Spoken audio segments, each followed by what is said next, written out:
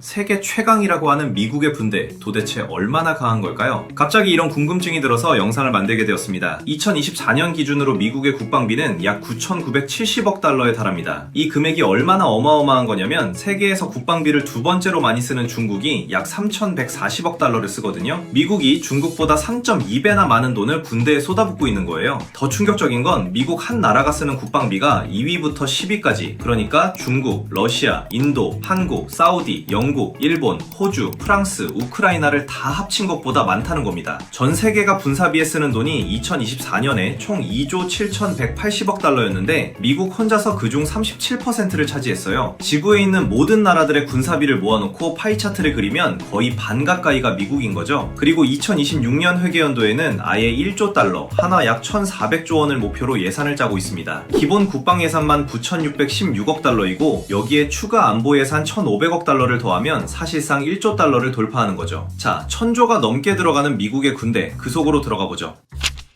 132만 명의 직업군인. 자, 미국 군대는 모병제를 운영합니다. 한국처럼 의무복무가 아니라 본인이 스스로 나는 군인이 되겠다고 지원해서 들어가는 시스템이에요. 1973년에 징병제를 폐지한 이후 지금까지 쭉 모병제를 유지하고 있죠. 2025년 3월 기준으로 미군의 현역 병력은 약 132만 명입니다. 여기에 예비군까지 합하면 약 76만 5천 명이 더해져서 총 군사인력이 약 213만 명에 달하거든요. 국방부 소속 민간 직원도 약 78만 8천 명이나 됩니다. 각 군별로 살펴보면 이래요. 육군이 약 44만 5천 명으로 가장 크고, 해군이 약 33만 명, 공군이 약 31만 4천 명, 해병대가 약 16만 8천 명이에요. 그리고 2019년에 새로 만들어진 우주군은 약 9,671명입니다. 6개 군이 땅, 바다, 하늘, 우주, 사이버 공간까지 전부 담당하고 있는 거죠. 선배님들, 이 모병제의 가장 큰 장점은 뭐냐면 군인 한 명 한 명이 전문가라는 점이에요. 한국군 병사들이 18개월부터 21개월까지 복무하고 전역하는 것과 달리 미군은 기본 계약이 보통 4년부터 6년이고 그 이후로도 계속 직업군인으로 남는 경우가 많습니다. 수십 년간 경험을 쌓은 부사관들이 부대의 뼈대를 이루고 있어서 전투 경험과 전문성이 세대에서 세대로 이어지는 구조예요. 그리고 지구 전체를 커버하는 전진기지를 확보하고 있죠. 실제로 미국은 전 세계 약 80개 나라에 750개 이상의 군사기지를 운영하고 있습니다. 이게 얼마나 압도적이냐면 미국을 제외한 나머지 모든 나라들의 해외 군사기지를 다 합쳐도 150에서 300개 정도밖에 안 됩니다. 미국 혼자서 전 세계 해외 군사기지의 70에서 85%를 차지하고 있는 거예요. 중국의 해외 군사기지가 16개, 러시아가 20에서 30개 정도인 걸 생각하면 그야말로 차원이 다른 수준이죠. 이 기지들에 주둔하고 있는 해외 배치 병력은 약 17만 3천 명에서 20만 명 이상입니다. 유럽에는 나토 동맹국들을 지원하기 위한 대규모 병력이 있고 중동에는 약 4만 명의 병력이 배치되어 있으며 인도 태평양 지역에는 일본과 한국을 중심으로 강력한 전진 배치가 이루어져 있습니다. 미국은 왜 이렇게 전 세계에 기지를 깔아놓았을까요? 답은 간단합니다. 지구상 어디서든 위기가 발생하면 24시간 이내에 대응할 수 있는 체제를 갖추기 위해서예요.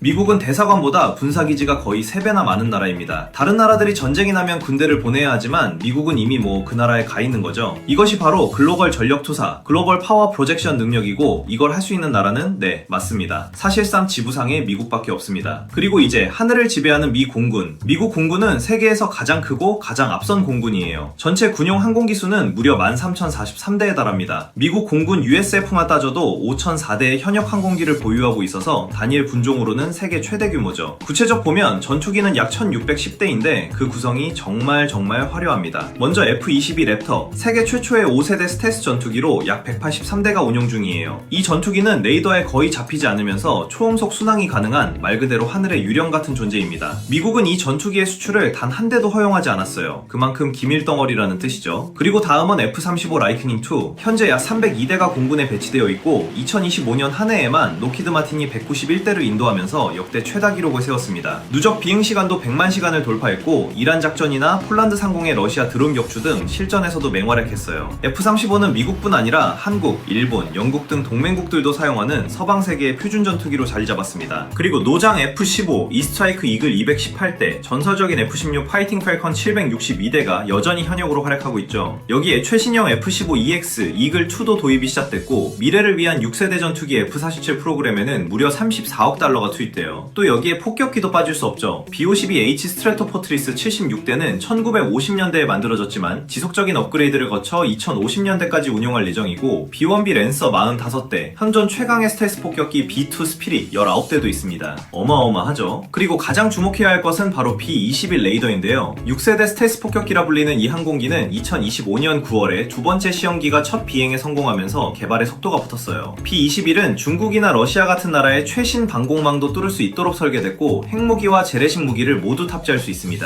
미 공군은 최소 100대, 상황에 따라 200대까지 도입할 계획이에요. 이 폭격기가 좀 특별한 게 아예 애초에 처음부터 무인 운용이 가능하도록 설계됐다는 점이죠. 자, 그럼 바다는 어떠냐? 어떨까요? 바다 위에 움직이는 도시라고 불리는 항공모함이 미국에는 11척 있습니다. 미 해군은 전 세계 바다를 지배할 만큼 최강이죠. 보유 함정수는 총 440척, 총 배수량은 약 416만 톤으로 이것만으로도 그 위용을 알 수가 있어요. 그리고 그 핵심 중의 핵심은 바로 항공모함 11척. 전 세계에서 항공모함을 운영하는 나라가 몇 개 있긴 하지만 미국처럼 10만 톤급 초대형 핵추진 항공모함을 11척이나 보유한 나라는 없거든요. 중국이 3척, 영국이 2척, 프랑스와 인도가 각각 1척인데 미국의 항공모함 1척이 다른 나라의 항공모함 2~3척을 합친 것보다 큰 경우가 대부분일 만큼 압도적입니다. 그 중에 최신예인 제럴드 알포드급 CVN-78은 역대 가장 크고 가장 비싸고 가장 강력한 군함이에요. 미 해군 스스로가 세계에서 가장 강력하고 치명적인 전초 플랫폼이라고 부를 정도입니다. 스펙만 봐도 알 수 있어요. 배수량 10만 톤 이상, 길이 334m로 축구장 3개를 나란히 붙인 것보다 깁니다. 승조원은 항공단 포함 약 4,600명이고 비행갑판 위에는 75대에서 90대의 항공기가 탑재됩니다. FA-80 슈퍼호넷 44대, F-35C 스텔스 전투기 20대부터 24대까지, 이 A-80G 그라울러 전자전기, 각종 헬기와 무인기까지 올라가 있어요. 포드급이 이전 니미츠급과 결정적으로 다른 점은 전자기 항공기 발사 시스템 EMALS입니다. 기존에는 스팀 캐터펄트, 그러니까 증기의 힘으로 전투기를 발사했는데 포드급은 전자석의 힘을 이용해요. 그래서 더 무거운 무장을 달고 더 많은 연료를 채운 전투기를 더 빠르게 발사할 수 있죠. 탄약 엘리베이터도 유압식에서 전자기식으로 바뀌었는데 이 덕분에 무기를 비행갑판으로 올리는 속도가 획기적으로 빨라졌어요. 이 거대한 군함을 대체 어떻게 움직일까? 바로 군함을 움직이는 건 2기의 핵 원자로입니다. 니미츠급보다 3배나 많은 전력을 생산하고 연료 보급 없이 20년 이상 바다를 항해할 수 있습니다. 상상이 되세요? 생각하면 진짜 소름 끼칩니다. 왜냐면 연료 걱정 없이 20년 동안 전 세계 바다를 돌아다닐 수 있는 이동식 공군 기지가 11개나 있는 거니까요. 미 해군은 여기에 더해 구축함 81척, 잠수함 70척, 헬기 탑재 강삭상륙함 9척을 운용합니다. 그리고 2026년 예산에서는 해군 조선과 해양산업 기반 강화에만 약 290억 달러를 투입하기로 했어요. 버지니아급 공격 잠수함 추가 건조에 46억 달러, 유도미사일 구축함 2척 추가에 54억 달러가 배정됐습니다.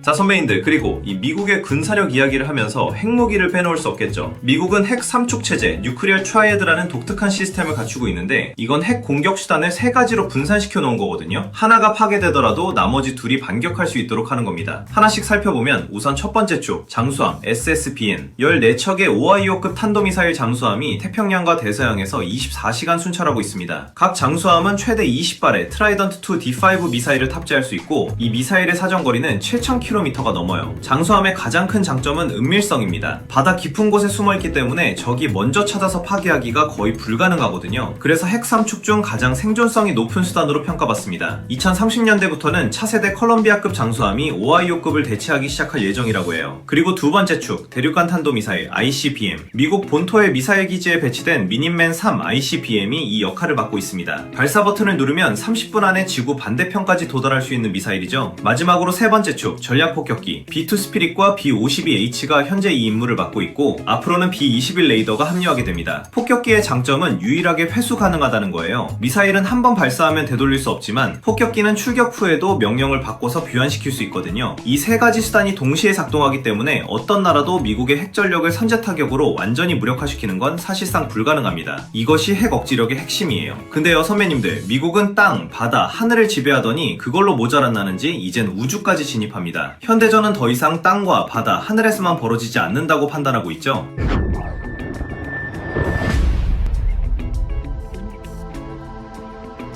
Today, space is essential not only to our way of life, it's absolutely critical to the modern way of war. GPS, ATMs, cell phones, gas pumps, traffic lights, power grids, guided missiles, surveillance, RPAs, ground combat control. There's no such thing as a day without space operations. You just don't see them. Earth is only half the battle. Cyber attacks and jamming of our satellites.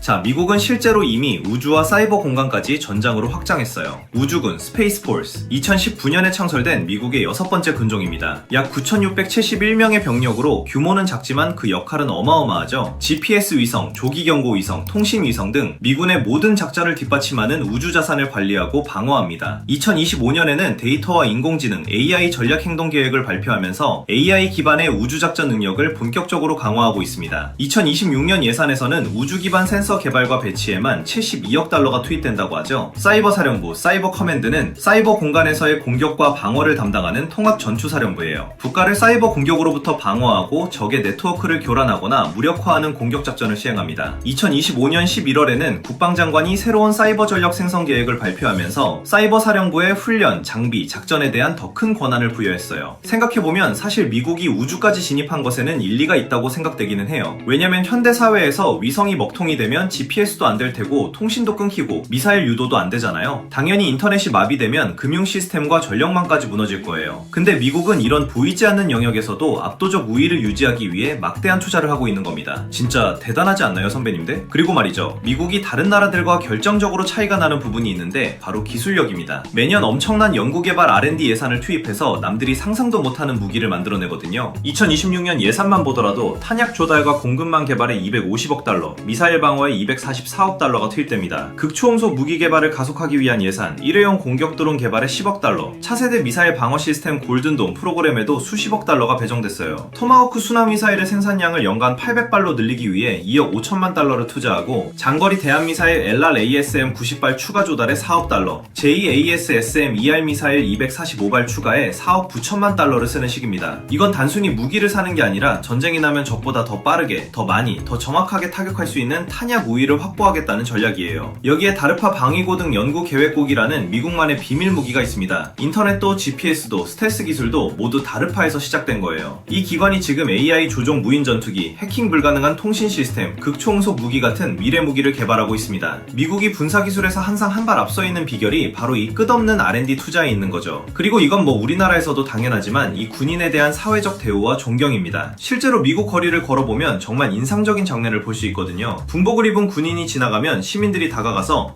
Thank you for your service. 봉사해주셔서 감사합니다. 이렇게 인사를 건넵니다. 이게 그냥 형식적인 인사가 아니에요. 음식점에 가면 누군가가 미리 군인의 식사비를 계산하고 떠나고 공항에서는 우선 탑승을 해주고 은행이나 관공서에서는 군인에게 먼저 일을 처리해주는 공식적인 우선순위가 있습니다. 줄을 서 있던 다른 시민들도 아무 불만 없이 당연하게 받아들이죠. 이런 존경의 문화가 자리 잡은 이유는 아마도 모병제 때문일 거라고 보는 전문가들이 많아요. 군복무가 의무가 아니라 자발적 선택이기에 사회가 그 선택에 진심으로 감사하는 것이 자연스럽다는 거죠. 그래서인지 경제적인 대우도 정말 탄탄해요. 미군 병장 기본급만 해도 월 약 397만원 수준인데 여기에 주택수당, 급식수당, 지역별 생활비 수당까지 더하면 실수령액은 훨씬 높아요. 해외 파병 시에는 위험수당이 추가돼서 기본급의 2배 이상을 받기도 합니다. 20년 이상 복무하면 퇴역 후 받던 월급의 50%를, 30년 이상이면 75%를 평생 연금으로 받죠. 그리고 여기에 전설적인 GI빌, 제대 군인 원호법이 있어요. 퇴역 후 대학교 학비를 나라에서 지원해주는 제도인데 2024년 대법원 판결 이후 최대 48개월까지 교육 혜택을 받을 수 있게 확대됐습니다. 미국 보훈부는 의료 혜택, 주택담보대출 보증, 장애보상, 유족급여 등 전역 후에도 포괄적인 지원을 제공하죠. 2025년에는 장애수당과 유족급여가 매년 사회보장 물가연도 자동으로 맞춰지도록 법이 바뀌었고 생명보험도 5년마다 물가에 맞게 재조정하게 됐습니다. 자, 선배님들, 이 세계 최강이라는 미국의 군대는 우리 대한민국의 동맹이죠. 글로벌 파이어 파워 GPP의 2026년 군사력 랭킹에서 한국은 145개국 중 당당히 5위를 기록했어요. 미국이 1위, 러시아 2위, 중국 3위, 인도 4위에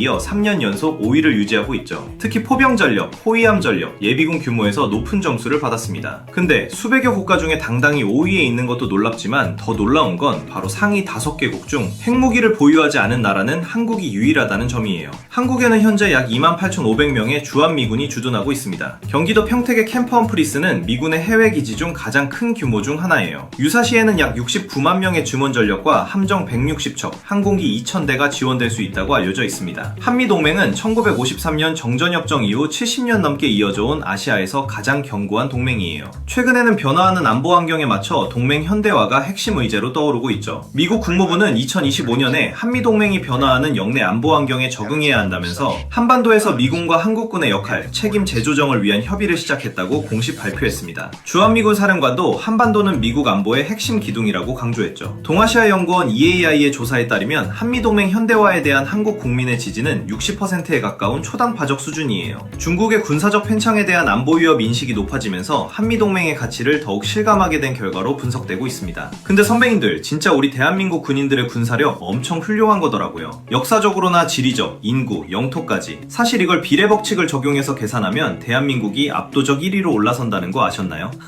뭐 여하튼 자, 지금까지 살펴본 내용을 종합하면 미국 군대가 세계 최강인 이유는 어느 한 가지가 아닙니다. 하나, 압도적 자본력. 한 해 국방비 약 1,400조 원, 세계 국방비의 37%. 둘, 전문 인력. 132만 현역 직업군인, 수십 년 경험의 부사관 체계. 셋, 글로벌 네트워크. 80개국 750개 이상의 기지, 20만 명 해외 주둔. 넷, 최첨단 무기. F-22, F-35, B-21, 핵항모, 핵 잠수함. 다섯, 핵 억지력. 장수함 ICBM, 폭격기의 삼축 체제. 여섯, 신영역 우위. 우주군 사이버 사령부에 보이지 않는 전력. 일곱, 군인 존중 문화. 파격적 대우와 사회적 존경이 만드는 선순환. 자, 이 모든 것이 유기적으로 맞물려 돌아가면서 다른 나라들이 도저히 따라잡을 수 없는 격차를 만들어내는 거예요. 중국의 국방비가 급성장하고 있고 러시아도 군사 현대화를 추진하고 있지만 미국이 수십 년간 쌓아온 이 종합적인 군사 인프라를 단기간에 따라잡기는 극히 어렵다는 게 지배적입니다. 선배님들, 미국 군대가 왜 강한지 살펴봤는데 선배님들의 생각은 어떠신가요? 댓글로 선배님들의 의견을 기다립니다. 근데 제가 대본을 쓰다가 자꾸 우리나라가 튀어나오더라고요. 가슴 벅찬 지점들이 계속해서 보였습니다. 그만큼 우리 대한민국의 위상이 군사력적으로 높다는 이야기겠죠? 세계 최강이란 미국과 어깨를 나란히 하며 스스로를 지킬 힘을 증명해낸 우리 군대가 한국인으로서 정말 자랑스럽습니다. 자, 그럼 선배님들, 오늘 이야기는 여기까지고요. 여기까지 이야기 들어주셨다면 구독, 좋아요 한 번씩만 부탁드립니다. 저에게 진짜 힘이 되거든요. 한 번씩만 부탁드립니다. 자, 그럼 저 빠꾸는 더 좋은 이야기로 찾아오겠습니다. 선배님들, 따뜻한 저녁 되시고 편안한 밤 되세요. 감사합니다.